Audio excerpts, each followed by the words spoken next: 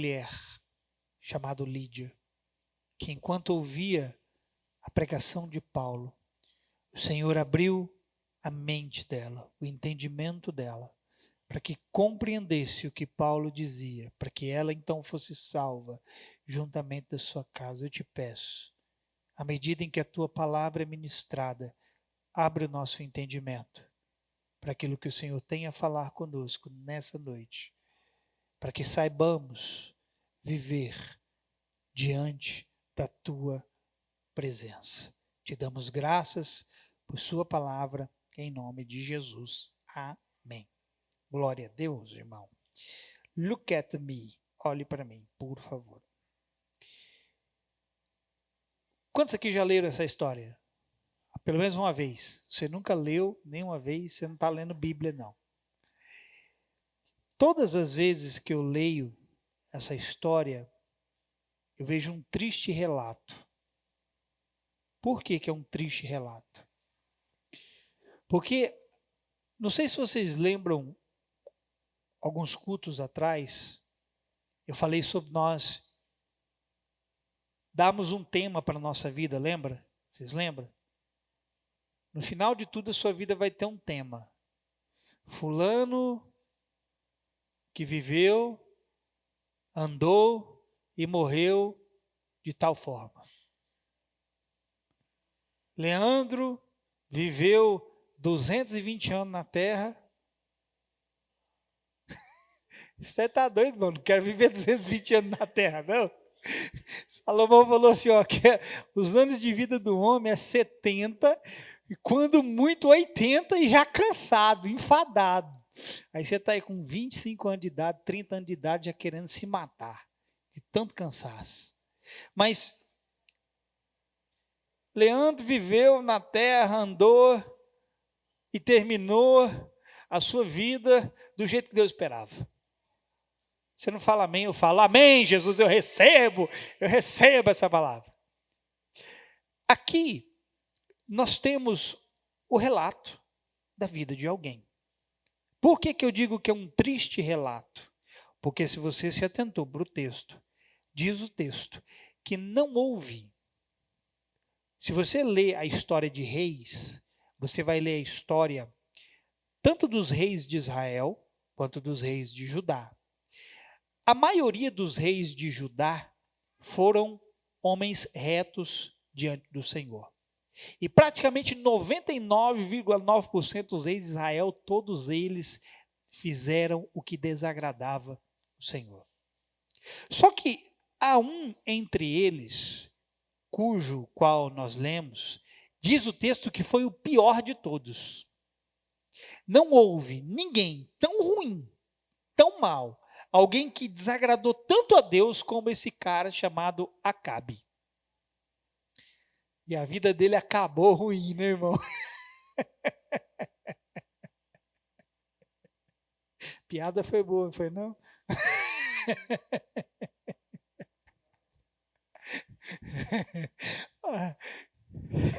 Jesus, você vai ter que dar um jeito em mim, porque eu não dou conta, não. Presta atenção. O texto aqui vai chamar nossa atenção para algo que vai ser o foco da minha palavra nessa noite. Porque o texto aqui não é somente o quanto Acabe foi ruim. Tem outra coisa aqui que eu quero chamar sua atenção, que nós lemos. O texto diz que Acabe era pressionado por sua mulher.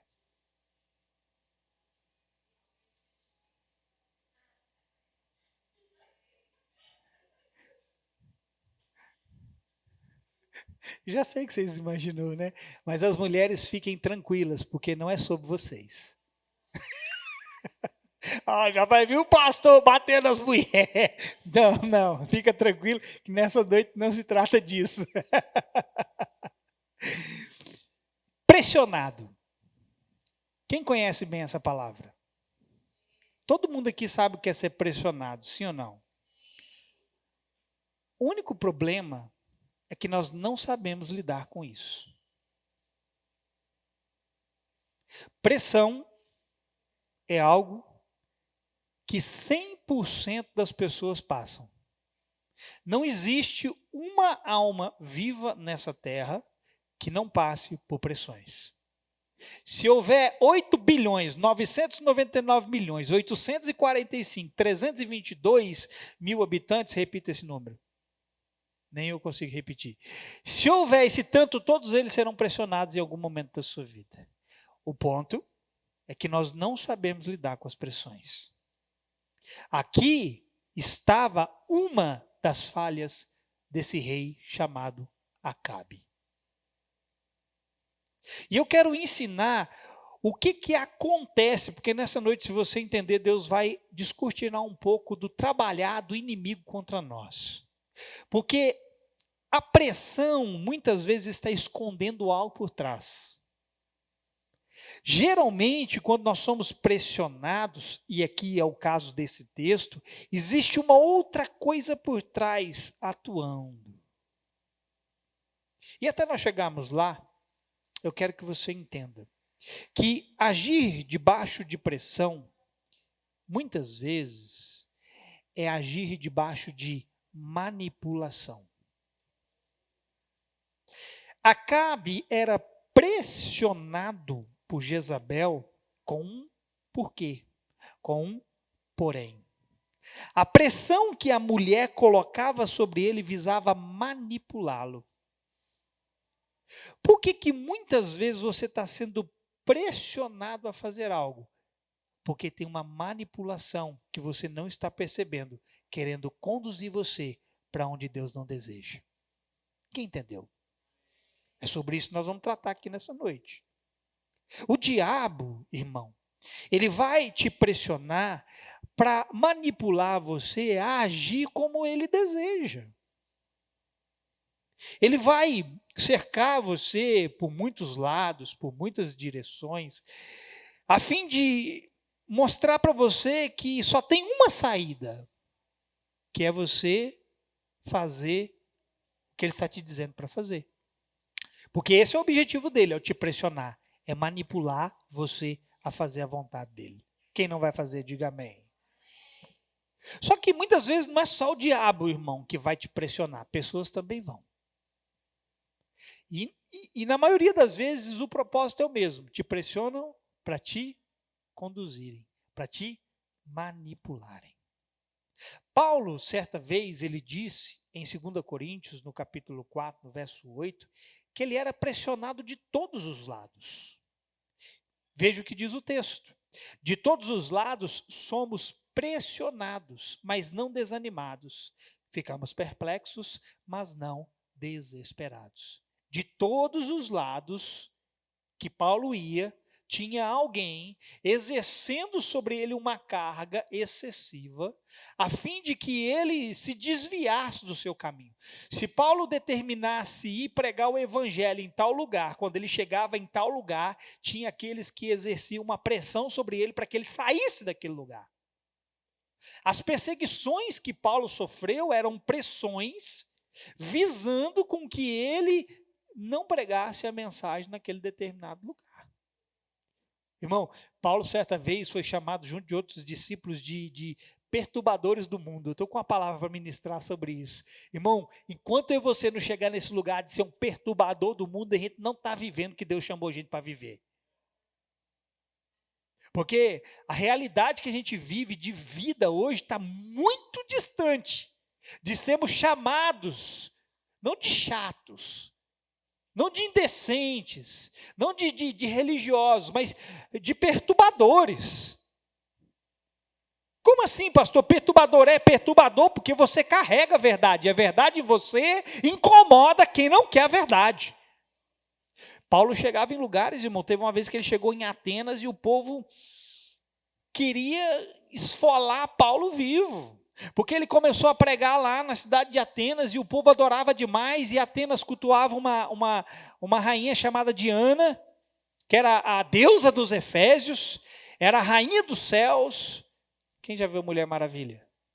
Sabia que ela é uma representação da deusa Diana? Tanto é que o nome dela é Diana.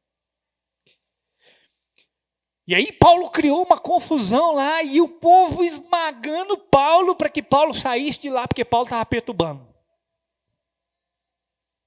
Quando o diabo perceber que você está indo em direção ao que Deus te chamou e você não está recuando, se prepare, porque ele vai pressionar tanto você para desviar você da rota. Porque o propósito da pressão é conduzir você por outra direção. Repita isso comigo: o propósito da pressão é me conduzir para outra direção. Quando Jezabel pressionava, não uma vez, irmão, essa mulher pressionou demais Acabe. E quando ela o pressionava, ela estava querendo uma coisa. Não era o bem dele, era o bem dela. Era com que ele fizesse o que ela queria. Então aqui nós podemos enxergar por trás da pressão o espírito de manipulação. Passe a tentar as pessoas que te cercam. Se elas estão te pressionando demais, talvez elas estão querendo levar você a fazer o que elas querem. Talvez tenha uma manipulação ali por trás. Quem está entendendo? Agora, irmão, há dois propósitos ao sermos pressionados. Um do lado de Deus e o outro do lado da concorrência. Nós vamos entender isso aqui nessa noite. Quando você é pressionado do lado de Deus, preste atenção. A pressão visa extrair o melhor necessário de nós. Pastor, o que é pressão? Quando ela é algo de Deus, vai extrair de mim. Quem quer saber? O azeite na vida do crente. Sim, irmão. Deus está produzindo azeite em nós. Por isso você está sendo esmagado. Nem toda pressão é o diabo. Algumas é Deus mesmo. Que mandou você lá para o Vale da Prensa. Jesus estava no jardim do Getsêmani. No jardim da prensa. Onde as azeitonas eram esmagadas. E o esmagar de Jesus soltou o melhor que Jesus tinha. Na verdade, ele já estava vivendo a boa, agradável e perfeita. Na verdade, Jesus, ele viveu a boa e agradável, perfeita, a boa e agradável vontade de Deus. A perfeita foi quando ele foi para a cruz. E o que antecedeu a cruz foi o quê? Foi o momento onde ele foi esmagado, onde ele foi pressionado. Quando Deus tem um propósito nas pressões que nós sofremos, o objetivo é um só. Me pergunte qual? Me levar ao cumprimento do meu propósito. Agora, Deus está arrancando azeite de você. Vê se esse irmão do seu lado está oleoso. Mas não é porque ele está ceboso, não.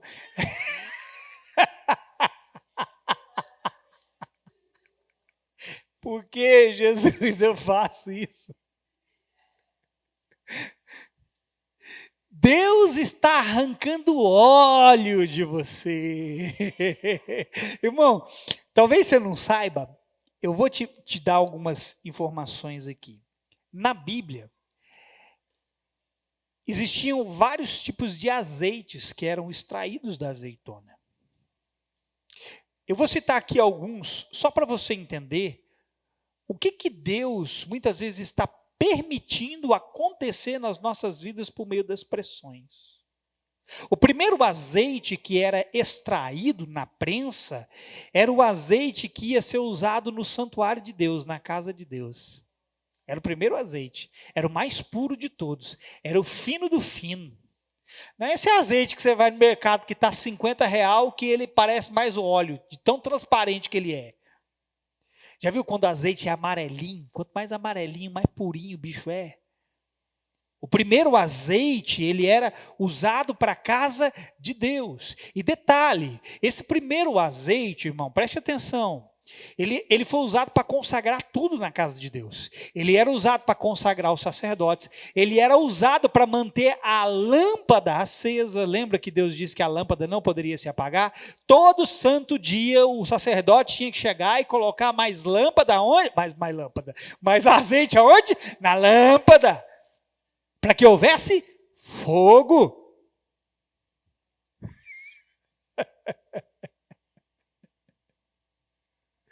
E se o sacerdote deixasse apagar o fogo, ele seria responsável por negligência.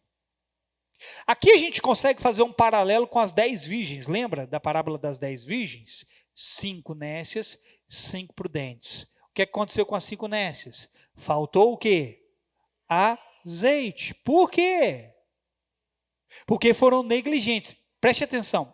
Os sacerdotes, lá na antiga aliança, eles tinham que estar conscientes de que constantemente eles precisavam abastecer a lamparina. Eles tinham que estar o quê?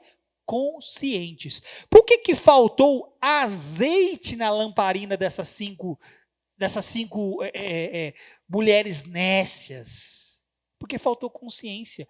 E a falta da consciência fez elas negligentes. Então, quando o noivo veio, elas ouviram, irmão.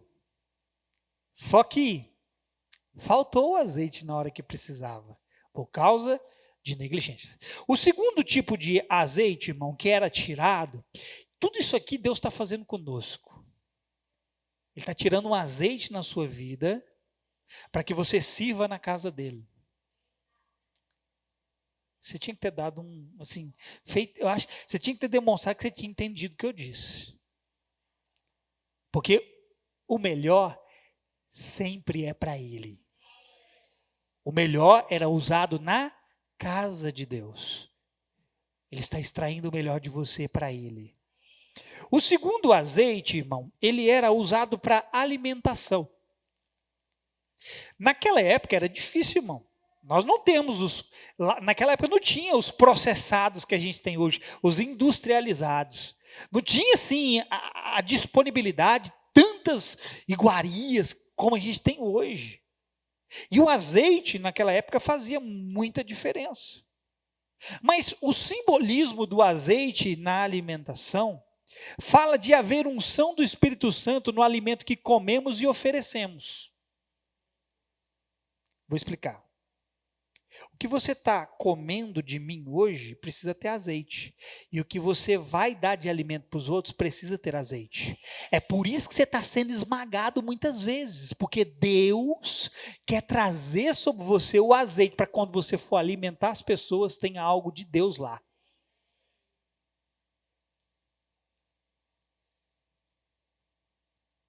Então Deus permite algumas pressões com um propósito. Afinal, temos alimento para oferecer às pessoas, mas ele precisa estar banhado no azeite do Espírito Santo. Um certo pastor disse sobre o alimento que devemos oferecer às pessoas. Escute isso aqui. Esse pastor disse que o alimento que nós damos para as pessoas não pode ser 3 coisas. Não pode ser comida velha, não pode ser comida fria e não pode ser comida seca.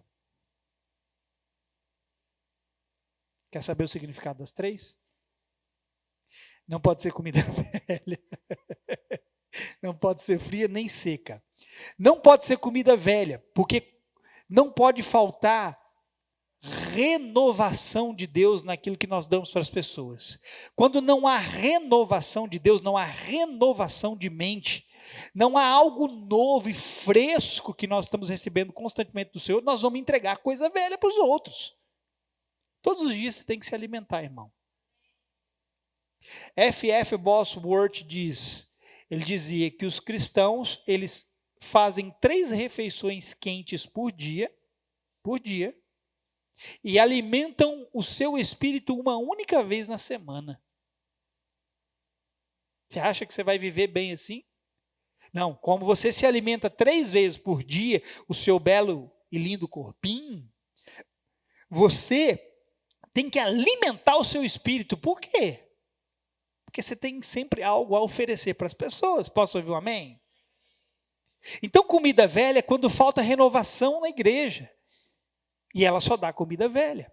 Lá no tabernáculo, os pães no santuário eram trocados semanalmente por pães frescos. Tinha uma mesa, chamada de mesa da proposição, e tinha os pães que eram colocados sobre essa mesa. E toda semana eles tinham que se substituir por pães novos. Porque o que Deus tem para trazer para você nunca é algo velho, sempre é algo novo. Comida fria, quando falta o fogo do Espírito. Os pães não eram só frescos, os pães também eram quentes. Os sacerdotes trocavam os pães todos os sábados, porque dava uma semana, eles faziam a troca dos pães. E os pães não eram só frescos, eram pães quentinhos. Acabou de sair do forno, eles pá. Por quê? Porque a comida tem que ter fogo do Espírito Santo, tem que ter calor. Amém? E ela não podia ser seca, quando falta o óleo da inspiração e do poder do Espírito Santo. As palavras que saem de nós, irmão, têm que conter a verdade e precisam, irmão, gerar algum resultado positivo na vida das pessoas. A Bíblia diz que a unção de Deus faz o quê? Diga, despedaça o jugo. A palavra de Deus em mim e você precisa romper grilhões na nossa vida e na vida das pessoas. E é a unção que despedaça o jugo. Unção é um símbolo do azeite, do óleo do Espírito Santo. Eu acho que você não está muito ungido. O terceiro azeite era para iluminação. Jesus disse o quê? Vós sois a luz do mundo. O quarto azeite era usado para fazer sabão. Sabão, irmão. Era usado para lavar e alvejar as roupas.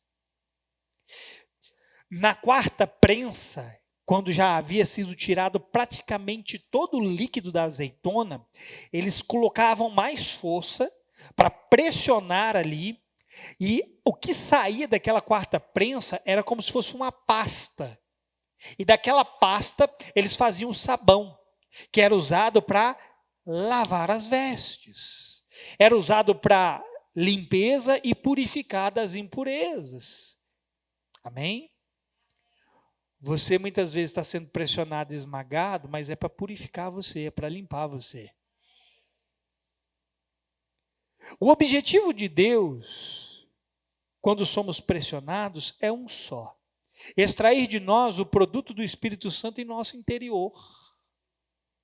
Mas quando mudamos o lado, as pressões do diabo têm outro objetivo: nos manipular para fazermos a sua vontade. Ele conta que cederemos sempre que formos pressionados. Irmão, acredite. Se você não acredita no diabo, o diabo acredita em você. Tem gente que diz assim, eu não acredito no diabo, e o diabo está lá sorrindo. Mas eu acredito no você, fulano, e logo, logo nós vai se encontrar. Graças a Deus não é verdade para nenhum de nós. Mas escute, todas as vezes que o diabo te pressiona, ele está contando com uma coisa: que você e eu vamos ceder. Ai, irmão, pode ter certeza disso, porque ele sabe nos pressionar, para nos fazer andar de acordo com as nossas necessidades. Você acha que muitas vezes ele não está te cercando? Vê se isso não está acontecendo. Muitas vezes ele está cercando você em todas as direções, porque ele está querendo gerar uma necessidade na sua vida para fazer você andar por isso. Ele sabe te pressionar, irmão. Ele sabe criar oportunidades para que você acabe cedendo. Irmão, se o diabo deixar, olha para mim, se o diabo deixar eu e você crermos naquilo que está escrito, ele está frito. Então, muitas vezes, ele gera necessidade, para que, pressionado pela necessidade, você ande pela necessidade e não pela palavra de Deus. Quem entendeu, diga amém. Então, ele não pode deixar você crer aquilo que a Bíblia diz, que o meu Deus, segundo as suas riquezas em glória, há de suprir em Cristo cada uma das minhas necessidades. Porque se ele deixar eu e você crermos nisso, acabou a manipulação dele. Porque ele vai tentar nos pressionar, dizendo, vai faltar. Está faltando para alguém aqui? Está faltando, só que vocês têm vergonha de dizer, né? Vai faltar. Aí você vai virar e aquilo está tão estabelecido dentro de você que você não segue mais aquela manipulação, aquela pressão. Então, você não anda mais pela necessidade ou pelo medo da falta. Irmão, a quantidade de pessoas que cedem à pressão pela necessidade não está escrito no gibi, não, irmão. Olha lá, ó, o exemplo de Esaú. Se vendeu por uma necessidade. E isso custou muito para ele. Então, querido, ele nos pressiona para nos manipular a fazer do jeito que ele quer. Ele sabe nos pressionar para aceitar aquela porta de emprego, que sim, vai roubar você de Deus, não só o seu tempo, mas colocando pessoas próximas de você para te corromper. Eu não sei o que seria de mim sem vocês. Sim, as más companhias corrompem os bons costumes. Ele sabe nos pressionar para aceitarmos aquela proposta indecente, que pode parecer vantajosa no começo, mas no fim dela é prejuízo. Ele sabe do êxito que tem obtido ao longo das gerações, irmão. Por isso ele insiste em nos mover dessa forma. Você acha que, irmão, o diabo é um expert milenar na arte do engano, da manipulação. O diabo te conhece. Não estou falando isso aqui para você ficar com medo, não, porque eu já vou te dar uma boa notícia. Mas ele te conhece do ventre da sua mãe. Você acha que ele não está te estudando e te observando, o que você gosta, o que você não gosta? Você acha que ele não sabe aonde você cede, aonde você não cede, até onde a sua corda vai, ou até onde ela arrebenta? Você acha que ele não te conhece? Você acha que ele não sabe que se ele te fizer uma proposta aqui, você vai aceitar? Sabe, ele está te estudando. Só que tem uma boa notícia, irmão. A boa notícia não é aquilo que o diabo sabe. A boa notícia é que Deus nunca chega atrasado. E antes de qualquer proposta do diabo para nós, Deus apresenta seu propósito. Antes de qualquer proposta do diabo, Deus vem com o seu propósito. Irmão, Deus é aquele negócio. Deus tem pressa? Hã? Que Deus que está com pressa? Só se for o seu, porque o meu, pressa é qualidade de quem está atrasado. Pelo que eu sei, Deus não chega atrasado. Não, é sério, irmão, estou falando sério. Para de acreditar nesse negócio que Deus tem pressa. Sabe por quê? Porque Deus pode resgatar 10 anos em um. O que você perdeu em 30 anos, Deus pode gerar em um. Só que você está frito se você partir dessa terra sem deixar Deus gerar em você o que precisa.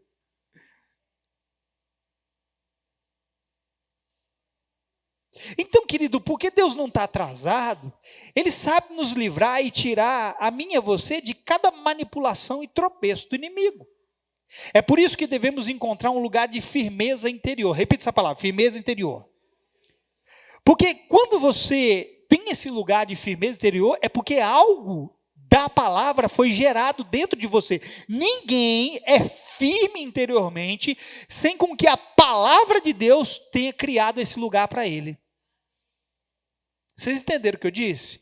Quando você é alguém forte de convicção, na verdade, até mesmo no engano, quando a convicção é na coisa errada, repare, você tem aí um lugar de firmeza dentro de si, ainda que seja na coisa errada.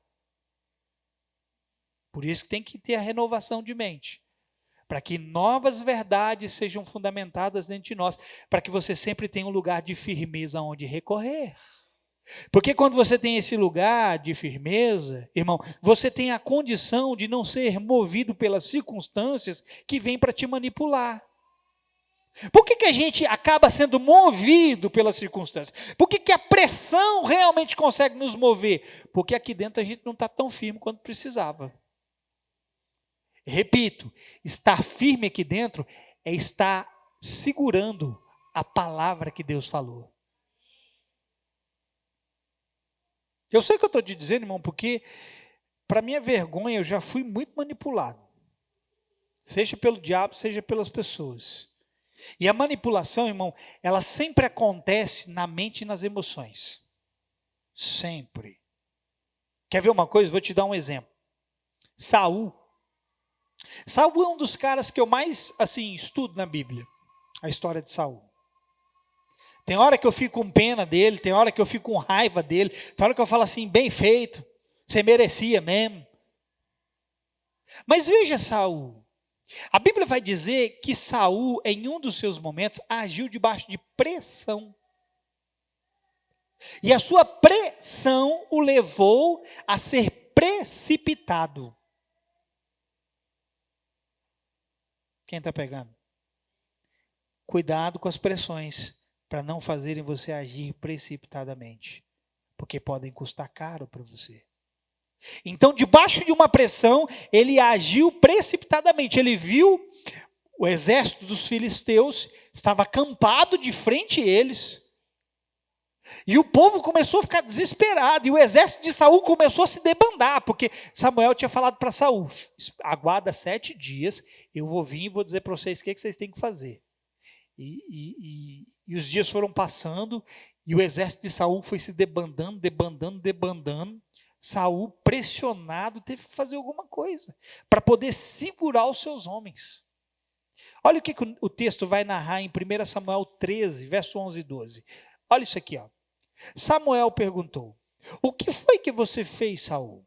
Saul respondeu: vendo que o povo ia se espalhando daqui, e que você não vinha no prazo combinado, e que os filisteus já tinham ajuntado em Micmas, eu disse comigo: agora os filisteus virão contra mim em Gilgal, e ainda não busquei a face do Senhor. Assim, forçado pelas circunstâncias, ofereci o holocausto.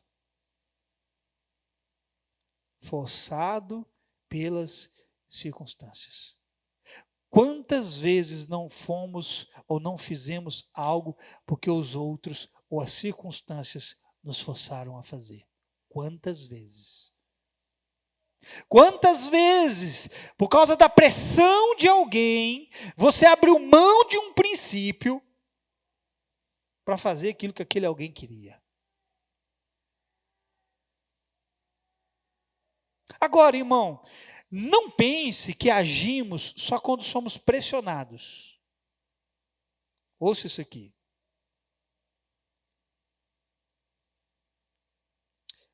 Não é só as pressões que vêm para te manipular.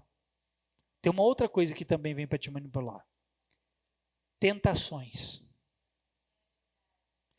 Pressões e tentações são formas de manipulação para nos levar a fazer aquilo que o inimigo quer. Eu vou te dar alguns exemplos mais à frente. Eu vou te dar um exemplo aqui de Davi contra o próprio Saul. As circunstâncias, teve momentos em que as circunstâncias eram favoráveis a Davi. Olha só para você ver. Para Davi matar Saul. Por dois momentos a circunstância foi favorável para que Davi matasse Saul. E não tenha dúvida de uma coisa, Davi foi tentado a matar Saul. Como eu sei disso? Eu sei porque o próprio Davi narra que os seus próprios homens propuseram tal coisa para ele. Então veja, Davi foi tentado matar Saul. Por que ele não matou? Eu vou dizer para você, porque havia dentro de Davi uma firme e forte posição e convicção regendo ele. Por isso ele não quis matar Saul. Porque o que estava dentro de Davi era algo tão firme que ele dizia para si mesmo: não posso fazer isso. Mas os homens de Davi tentaram manipulá-lo para matar Saul. Só que algo dentro de Davi dizia: não faça, não faça. Todas as vezes que você for pressionado ou tentado, se atente para essa voz dentro de você dizendo: não faça. Agora, deixa eu voltar um pouco aqui para a história de Jezabel, para a gente desenvolver. Essa mulher, irmão, ela era mestra na manipulação. Ela sabia conduzir o seu marido ao exato ponto de decidir não como ele precisava, mas como ela queria. Vou repetir. Você tem que pegar isso aqui. Ela era expert em manipular pessoas. E ela conseguia levar Acabe no exato ponto, não do que ele precisava fazer, mas do que ela queria com que ele fizesse. Uma coisa era o que ele precisava, outra coisa era o que ela queria. O manipulador, irmão, ele não está interessado em levar a pessoa a fazer o que é preciso. Ele quer levar a pessoa a fazer o que o manipulador deseja. Uma pessoa que manipula, ela não está nem aí para você. Ela só se preocupa consigo mesma. Uma pessoa que quer conduzir você na manipulação, ela não está pensando no seu bem, irmão. Ela está pensando no bem dela. Quando você identificar um manipulador, coloque-o no seu lugar. Eu vou dizer de novo. Quando você identificar um manipulador, coloque-o no seu lugar. Porque o manipulador precisa ser desmascarado. Sabia disso? O manipulador, ele precisa ser desmascarado. Pergunta para mim, por quê, pastor? Porque o manipulador age nas sombras. E ele precisa ser exposto. Você está agindo debaixo de manipulação. E quem age assim é Satanás.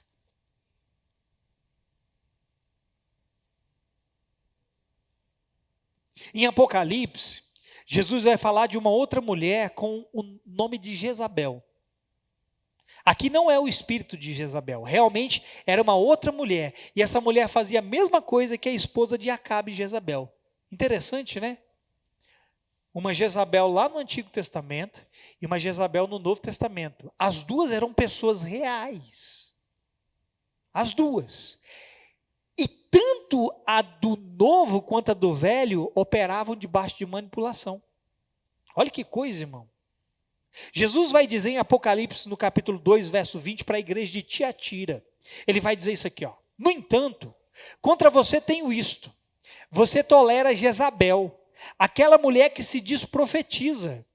Com os seus ensinos, ela induz os meus servos à imoralidade sexual e a comerem alimentos sacrificados aos ídolos.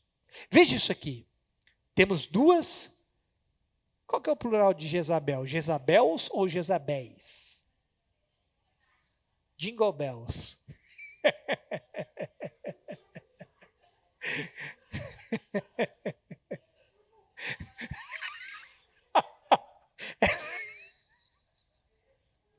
Nem vou falar que eu fiquei pensando nessa piada durante o dia.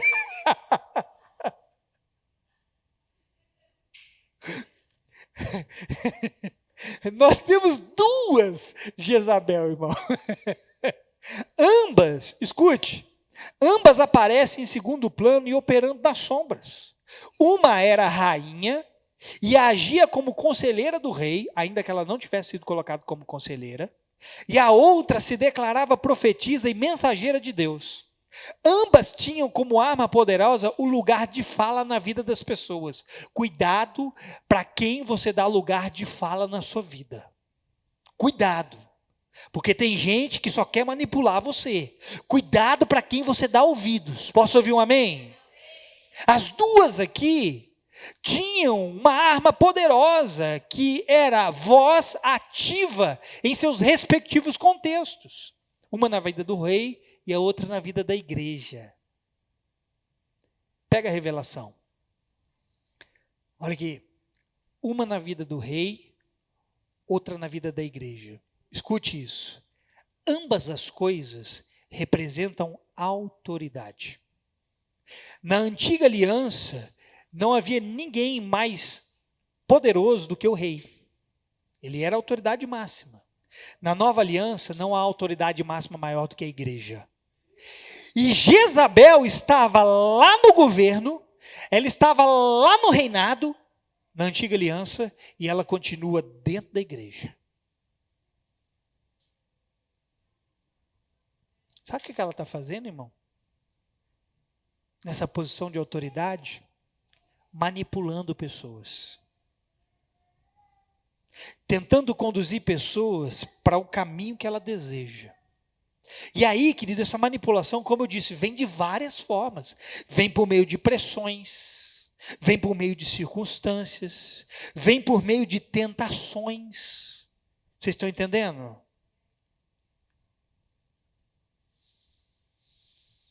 E o espírito de Jezabel continua operando nas duas esferas a fim de determinar o curso da história e a vida do homem segundo a sua própria vontade. Quem são aqueles que mais sofrem ataques de Jezabel? Eu vou dizer para você. São aqueles que se firmam na palavra de Deus e não se deixam manipular por ela, mesmo que debaixo de muita pressão. Irmão, acredite, o que estou dizendo não é teoria nenhuma para mim, tá? Eu sei o que é isso. Irmão, eu sou um cara, esses dias eu falei, eu posso falar isso aqui diante da minha esposa. Eu não abro mão daquilo que eu sei que é verdade, nem por causa dela. Quanto mais por sua causa. Não abro mão por causa de ninguém. Porque eu sei o que é ser manipulado, irmão. Eu sei, o diabo já me manipulou, pessoas já me manipularam. E eu não quero mais esse caminho para mim. Eu não quero ser conduzido para a direção que as pessoas desejam. A única direção que me importa é estar no caminho dele.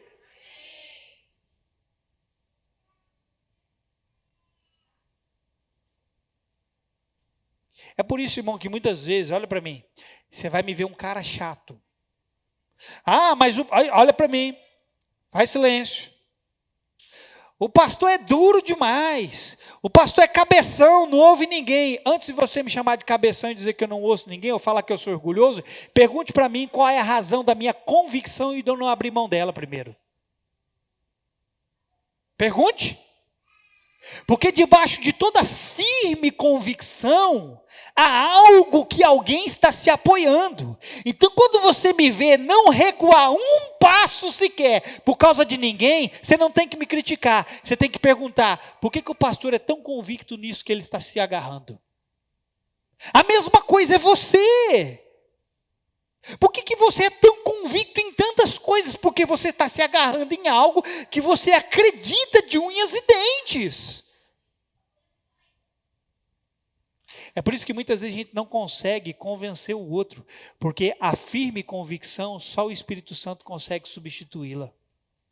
Ou só ele consegue acrescentar.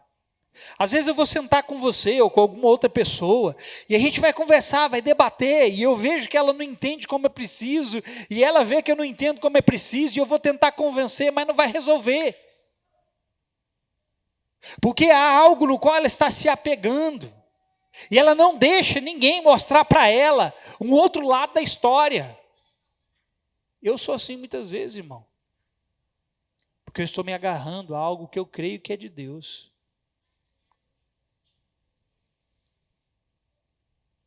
Quer ver uma coisa? Elias era um homem poderoso em Deus. E ele sentiu por um momento a pressão que Jezabel impôs a ele. Diz a Bíblia que Elias era um homem como nós, sujeito às mesmas fraquezas. Eu estou lendo o livro de Reis, e assim, essas histórias saltam muitas vezes assim diante de nós, e a gente fica vendo, como que a gente é tão aquém do que Deus deseja que a gente fosse, porque homens lá na antiga aliança, que não eram vivos espiritualmente, que não tinham o Espírito Santo habitando dentro de si, puderam fazer tantas coisas, e nós que somos vivos, cadê os vivos aqui? Cheios do Espírito Santo, não fazemos nenhum texto do que os caras fazem, ou do que fizeram. Mas veja, mesmo poderoso como Elias foi, teve um momento que ele não aguentou a pressão de Jezabel. Porque Elias matou 850 profetas. 450 profetas de Baal, 400 de Baal e 450 de Azera, uma coisa assim, talvez eu inverti. Mas quando Jezabel toma conhecimento do que Elias fez, ela faz um juramento, ela diz assim, os deuses me castiguem se o couro de Elias amanhã estiver na pele dele, na carcaça dele. Quando Elias tomou conhecimento, ele fez o quê? Vazou na braquiara. Por quê? Porque ele sentiu o peso da pressão. Agora, você acha que ele ficou muito tempo debaixo disso? O que fez Elias voltar para a rota? Deus falar com ele novamente. Porque a pressão do diabo vem para roubar você da palavra de Deus. E eu quero te dar uma palavra: se você foi pressionado a sair do que Deus te falou, Deus vai trazer a palavra dele para você mais uma vez, para te reconectar no caminho que ele te chamou para andar. Porque foi o que Deus fez. Elias, o que você está fazendo aqui, meu filho? Eu não te quero aqui, volta para lá. Volta para o lugar do qual você fugiu. A palavra reposicionou Elias. O que eu estou querendo dizer, irmão, é que para não cedermos às pressões do engano, é preciso uma forte convicção e firmeza interior naquilo que Deus diz, e permitirmos isso nos orientar. Diz a Bíblia que há muitas vozes no mundo, e nenhuma delas é sem significado. Aí, tem um monte de gente tentando conduzir. Pastor, mas essa passagem está falando de idiomas. Ok, tem vários idiomas no mundo, ok, mas não muda o fato que tem um monte de voz tentando conduzir você, manipular você. Tem a voz das redes sociais, tem a voz da Rede Globo. Tem aquela vozinha que há uns 2 anos atrás falou que você ia comer picanha. 2 não, 3 anos. Tem um monte de coisa, irmão, manipulando a mim, a você, e tentando nos conduzir o tempo todo. Vocês não valem nada, né?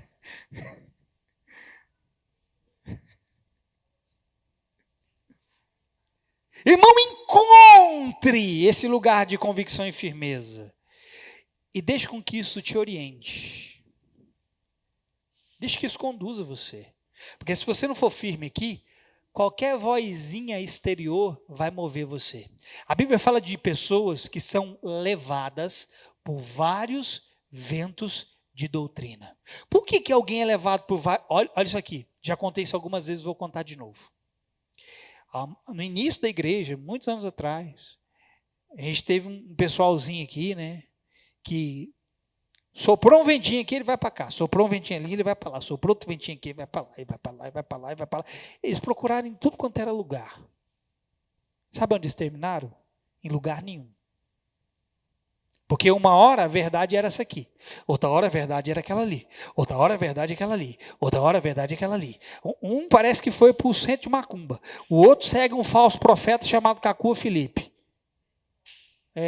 Um filho de Satanás que se diz que é profeta, ele se diz que é o Elias, é um filho do cão que se não se arrepender vai queimar no inferno. Aí, qualquer vento de doutrina move o indivíduo. Por quê, irmão? Porque não tem um lugar de firmeza dentro de si para se apegar.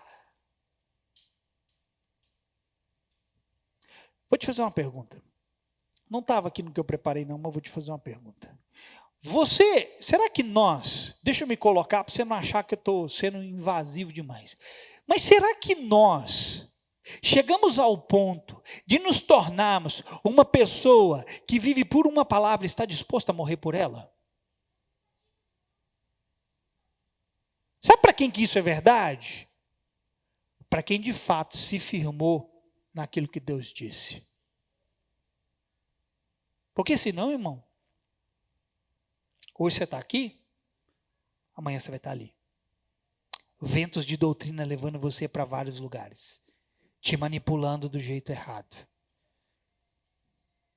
Uma das coisas que nós mais sentimos, estou indo para o final, fique tranquilo que até 9 horas eu termino.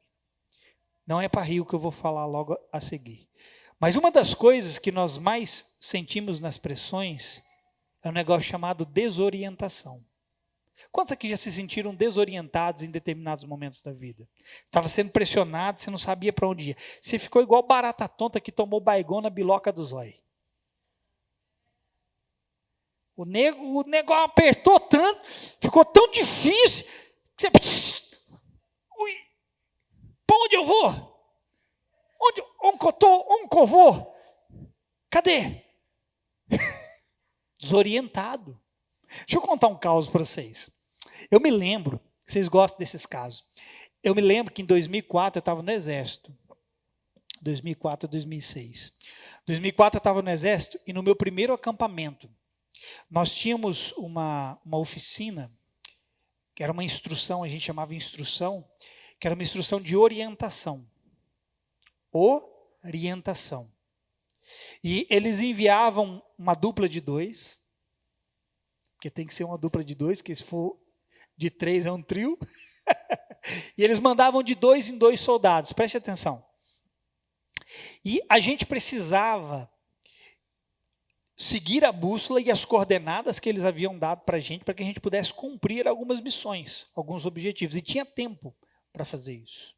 Foi eu e um outro soldado, e essas duplas eram enviadas assim uma após a outra, e foi eu e um outro soldado, e eu me lembro, irmão, que naquela ocasião me deu uma bolha de sangue no calcanhar desse tamanho. Eu estava me arrastando, eu não conseguia caminhar. E assim que eu saí com o meu amigo lá, o soldado, a gente começou a caminhar e eu já estava quase que arrastando assim. Teve uma hora que eu falei para ele, não vai dar. E tinha tempo para poder cumprir a missão. Se não me falha a memória, era 1 hora. Eu sei que chegou num determinado momento, eu falei para ele, cara, não dá. Continua sozinho.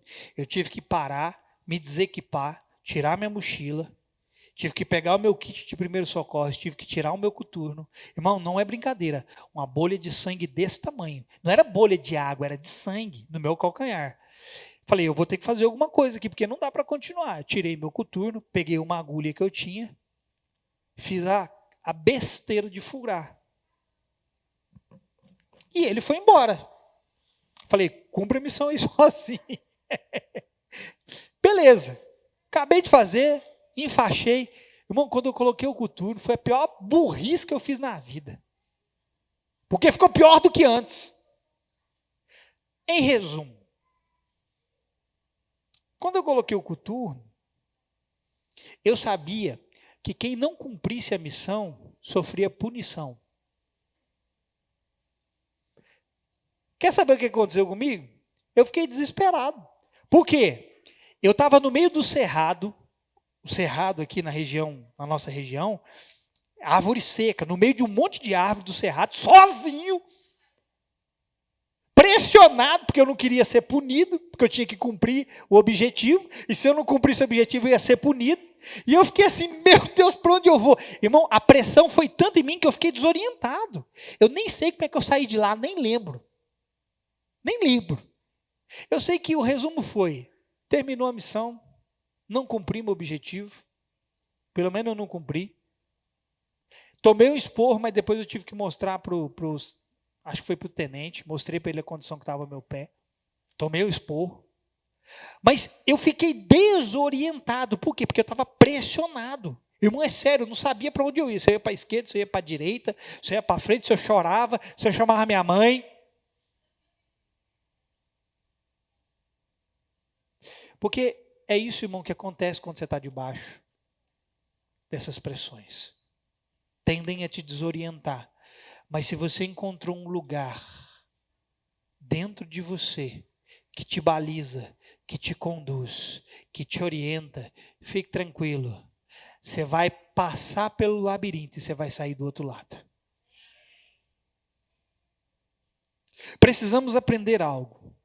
A discernir quando a pressão trabalha em nosso favor para nos levar adiante e quando ela é contra para nos desviar do caminho.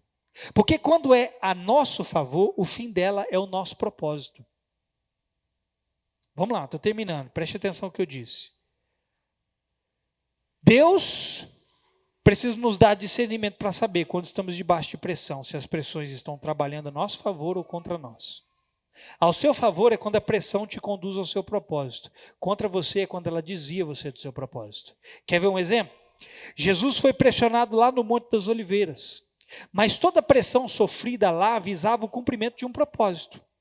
Aquele não era um momento que o diabo estava promovendo contra Jesus. Não.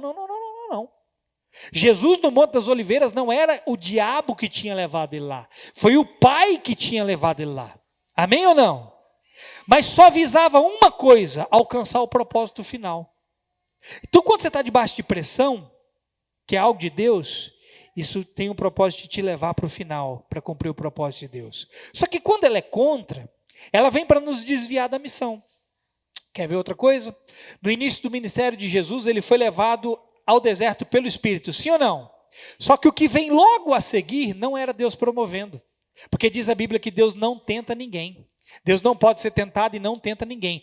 Deus levou Jesus por meio do Espírito pro deserto, mas que veio depois não foi Deus que promoveu, foi o diabo que promoveu. E o que aconteceu com Jesus? Ele foi pressionado pelo diabo por meio das tentações. E se ele falhasse ali, tudo estaria perdido e o seu propósito comprometido, porque a sua direção teria sido alterada. Então veja, lá no jardim, a pressão sobre Jesus visava levá-lo para o propósito. Lá no deserto, a tentação, a pressão vindo da tentação promovida pelo diabo, visava desviar Jesus do seu propósito. Quem entendeu? Diga amém. Se hoje, querido, você me perguntar o que eu faço diante das pressões, eu vou ser sincero com você, muitas vezes eu não faço nada. Eu só busco encontrar aquele lugar em mim de firmeza. Só. Muitas vezes eu estou debaixo aqui, pressionado, e eu fico tentando encontrar dentro de mim um ponto de ancoragem. A palavra de Deus é a âncora para a nossa alma. Então está ali, aquela circunstância, aquela situação, e eu tento me esconder, eu tento encontrar dentro de mim aquele lugar onde eu posso me firmar. Você sabe o que significa isso, irmão? Há momentos em que eu preciso me lembrar do que foi dito, do que já foi construído e ficar nisso. Sim, muitas vezes, junto com as pressões, vêm as sugestões externas e internas.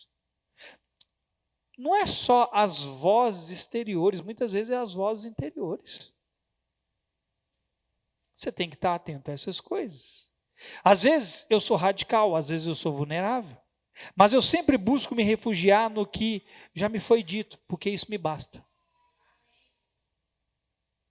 Deus já te falou alguma coisa? Isso te basta. E eu termino com isso. O rei Acabe foi o pior de todos os reis de Israel. Mas ele teve inúmeras oportunidades de se arrepender e permitir Deus o conduzir a um reinado justo e com propósito. Houve momentos em que Deus o socorreu e operou o livramento por meio dele. Mas ele não quis se firmar no conselho de Deus. Antes, preferiu ficar debaixo da manipulação de sua esposa endemoniada 7 vezes mais.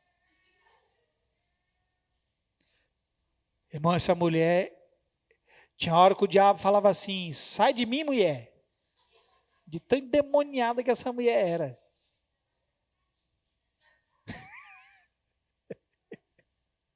Agora, isso é triste, irmão. Isso é triste. E é interessante ao mesmo tempo, porque ele foi o pior rei de todos. Vou finalizar. Ele foi o pior rei de todos. Mas Deus deu muitas oportunidades a ele de arrependimento. Quando Deus entregou uma palavra, se você continuar lendo o próprio capítulo que a gente leu, o inicial, você vai ver lá. Que vai dizer logo depois que Deus tinha dado uma palavra para ele de julgamento. Aí ele se humilha, veste pano de saco e jejua. E Deus fala para o profeta: vai lá e fala para o rei que eu vi como ele se humilhou diante de mim, que eu não vou fazer mais isso no reinado dele, mas do filho dele. Então você vê a misericórdia e a compaixão de Deus para um rei mau. Deus tentou conduzi-lo e levá-lo ao seu propósito, mas ele se deixou ser conduzido pela manipuladora da sua mulher. Cuidado para que as pressões não te enganem e te levem para bem longe do seu propósito. Deixe as convicções de Deus no seu interior te conduzir até o seu ponto de chegada. Quem entendeu? Você recebe essa palavra? Pode se colocar de pé.